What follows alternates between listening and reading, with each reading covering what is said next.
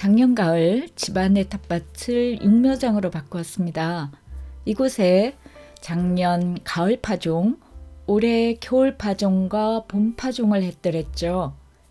육묘장에 관한 여러분의 뜨거운 관심에 힘입어 왕초보 정원지기님들을 위한 영상을 만들어 보았습니다. 오늘은 넓은 육묘장 만들기가 아닌 짜투리 땅을 이용한 여름 육묘장 만들기, 그리고 여름 파종 준비에 관해 소개해 볼게요.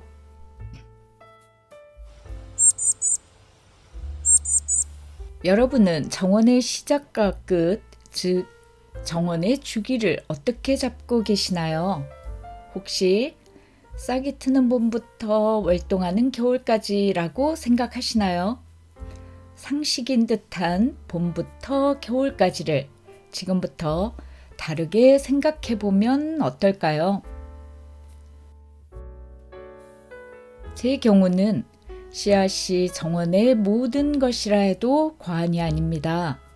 구입하거나 얻어온 씨앗을 파종해서 화초를 키우고 채종한 씨앗으로 주로 번식시키다 보니 정원의 주기는 파종 시기에 의해 결정되더라고요. 봄에 핀 다년생 꽃들인 할미꽃, 민들레, 솜나물의 씨앗 채종은 일찌감치 마쳤고 무스카리 씨앗도 6월 12일에 모두 채종하였으며 13일에는 금낭아가 씨앗을 떨구려고 하기에 얼른 채종하였습니다. 조만간 메발톱 씨앗을 채종할 거고요. 샤스타 데이지, 차이브, 사계 페랭이, 꿀풀, 붓꽃 등도 금세 씨앗을 연길 테죠. 다년생 식물들이 각각 씨앗을 맺고 떨어뜨리는 그때 정원지기들도 파종을 위해 부지런을 떨어야 하죠. 정원지기는 자연의 시간을 따라가는 사람이니까요. 이렇듯 씨앗과 파종을 기준으로 보면 정원의 사이클은 다년생 봄꽃 씨앗을 파종하는 올해 여름부터 1년생 화초들의 씨앗을 파종하는 다음해 봄까지가 아닐까 생각합니다. 내년 정원을 수놓을 다년생 봄꽃을 들여놓기 위해선 여름 파종을 준비해야 합니다. 커다란 육묘장을 잘 갖추고 시작할 수도 있지만 짜투리 땅을 이용하여 계절별 파종을 위한 육묘장을 만들어도 되니 누구나 손쉽게 도전할 수 있을 거예요. 자, 그럼 여름 파종을 위한 육묘장 만들기를 본격적으로 시작해 볼게요. 적합한 장소부터 정해야죠. 정원의 한기퉁이를 이용해도 되고요. 텃밭의 빈 공간을 활용하셔도 되어요. 다른 계절과 달리 여름 파종을 위한 육묘장은 그늘진 곳도 괜찮습니다. 제 산비탈 정원에도 작년에 만든 육묘장에도 빈 공간이 거의 없네요. 울타리 너머 빈 공간을 개간해 둔 곳인데요. 텃밭으로 사용하기에도 썩 좋지 않을 만큼 그늘이 많고 풀도 많은 곳입니다. 4월 중순에 가을꽃들을 파종하고 남겨놓은 한 켠을 손질해서 여름 파종해 볼 텐데요. 먼저 풀 뽑기부터 합니다. 이제부터 비가 많은 계절이라 가장 중요한 건 배수예요. 배수가 잘 되도록 흙을 높게 하여 공간을 만듭니다. 비옥한 땅이 아니라면 좋은 흙이 되도록 만들어 주어야 하는데요. 가축분 퇴비가 가장 쉽고 좋더라고요. 가축분 퇴비는 대개 70% 정도만 발효된 거라 파종 또는 옮겨 심기 2주 전에 미리 넣어준 게 좋습니다. 가축분 퇴비 넣고 호미로 섞어 주었습니다. 저는 이곳에서 모종 상태로만 기를 거라 호미로 작업했지만 삽으로 땅을 깊게 뒤집어주면 더 좋죠. 폭우로 인해 흙이 유실될 우려가 있다면 잔디엣지나 벽돌 등을 이용하여 테두리를 만들어 두세요. 저는 15cm 너비의 잔디엣지를 사용하였습니다. 호미로 힘주어 땅을 긁어주면 잔디엣지 묻어주기에 좋아요. 위 작업이 끝난 땅에 흰 비닐을 덮어주면 더 좋습니다. 계속 비 예보가 있는 데다 비의 양도 많다고 하니 영양분이 씻겨 내려가지 않도록 하는 거죠. 풀이 우거질 수 있으니 육묘장 주변과 통로에는 정원 부산물을 두껍게 깔아주는 게 좋습니다. 제초 매트를 깔아주는 것도 좋고요. 정원과 텃밭을 하다 보면 풀 때문에 포기하는 일이 허다하니까요. 다음 작업은 기상현상을 보면서 보충할 건데요. 올해 여름은 유난히 많은 비가 내린다네요. 비로 인해 싹 트다가 어린 잎들이 녹아내릴 수 있죠. 그럴 경우에는 활대를 꽂고 비닐을 덮어 새싹이 녹아내리는 걸 막아줘야 할 것 같네요.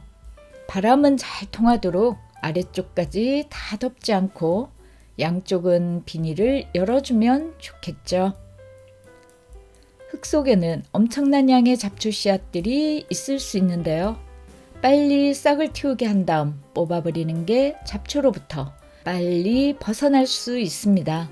간혹 들여다보면서 잡초를 제거해 주세요. 보름 내지 한 달 뒤부터 여름 파종을 시작할 건데요. 육묘장 준비가 끝났습니다. 강원도 산골제정원은 다른 어떤 것보다 먼저 내년 정원을 준비하게 되는데요. 올여름 장마와 폭우 예보, 날씨를 참고하여 여름 파종도 가장 먼저 시작하게 될 거예요. 앞으로 올라가는 영상을 잘 참고하시어 저보다 한두 템포 늦추어 여름 파종에 도전해 보시면 됩니다. 더불어 마음의 준비가 필요해요. 왜냐하면 단연생인 만큼 꽃을 보기까지 2년 이상의 기다림이 필요할 수도 있거든요. 자, 그럼 작업 2단계인 여름 파종할 씨앗을 준비해 보자고요. 제 정원은 겨울엔 영하 30도까지 떨어지며 북서양인지라 숲으로 그늘진 곳이에요. 그러기에 제 정원에 자리 잡은 단연생화초들은 전국 어디서든 강한 생명력으로 자랄 거예요. 영하 30도까지 활동하는 생명력 강한 단연생 봄꽃들을 추천해 드립니다. 할미꽃은 누구나 좋아하는 꽃일 테고요. 메발톱은 색과 모양이 굉장히 다양하니 마음에 드는 걸로 구입하시면 되죠. 샤스타데이지, 붓꽃, 차이브도 추천합니다. 지난번에 소개해드린 월플라워도 여름 파종하면 좋다네요. 저는 이 외에도 채종해 둔 금낭화와 무스카리 씨앗이 있어 여름 파종할 거예요. 육묘장이 필요한 이유는요. 첫 번째, 물 관리를 잘 못하는 제 경우 무조건 노지 파종하던 경험에서 육묘장을 만들게 되었어요. 모종판 파종보다 물 관리가 훨씬 쉽거든요. 모종판에 파종할 경우 보수력이 약해 하루에도 몇 번씩이나 물을 줘야 하나, 노지직파는 땅속 깊은 곳의 습기로도 발화 및 생존이 가능한 경우가 많아요. 물론 봄날의 노지직파는 물관리를 잘해야 하지만요. 여름 파종, 가을 파종, 겨울 파종의 경우 아주 가물 때를 제외하고는 물을 주지 않아도 됩니다. 여름과 겨울에는 물을 주지 않아도 되는 점은 쉽게 추측이 되실 겁니다. 그렇다면 봄과 달리 가을에는 왜 물관리를 특별히 하지 않아도 될까요? 그 이유는 가을엔 이슬이 자주 내리기 때문이죠. 더욱이 제 정원은 그늘이 많기 때문에 수분의 증발이 적은 편이라 지난 가을에 파종 직후 물을 준 것 말고는 따로 물을 줘본 적이 없어요. 두 번째, 능숙한 정원지기도 새로운 화초 씨앗을 정원에 바로 파종하기가 쉽지 않은데요. 정원을 돌보느라 화초 사이사이를 밟고 들어가야 하니 씨앗이나 새싹을 밟는 일이 생기고요. 새로운 화초에 대해서 완전히 이해할 때까지는 초보일 수밖에 없어 여러 번 옮겨 심는 일이 발생하죠. 그러니 왕초보의 경우엔 더 말할 필요가 없겠죠. 세 번째는 1년생 화초는 대개 봄에 파종하는 경우가 많아 금세 발아하고 자라는 속도도 엄청 빨라 정원에 바로 파종해도 되지만 다년생 화초의 경우는 파종 시기도 제각각인데다 꽃이 피기까지 평균적으로 2년의 시간이 걸리기 때문에 정원에 바로 파종하면 정원을 효율적으로 아름답게 가꾸는데 걸림돌이 될 테죠. 정원의 육묘장으로 가장 좋은 건 온실일 테죠. 하지만 형편이 되지 않는 저로서는 노지 육묘장을 만들어 강원도 정원에서 활동할 수 있는 생명력 강한 다년생 화초들을 테스트하는 중이에요. 정원마다 지역, 지형, 기후 특성 등이 모두 다르니 내 정원에서 잘 자랄 수 있는지 시험할 수 있으니 좋고요. 파종부터 개화, 월동 등을 한 곳에서 지속적으로 관찰할 수 있어 정원지기의 실력이 일취월장할 수 있어요. 정원에 어떻게 배치하는 게 좋을지 정보를 찾아 나서느라 많이 헤매지 않아도 되죠.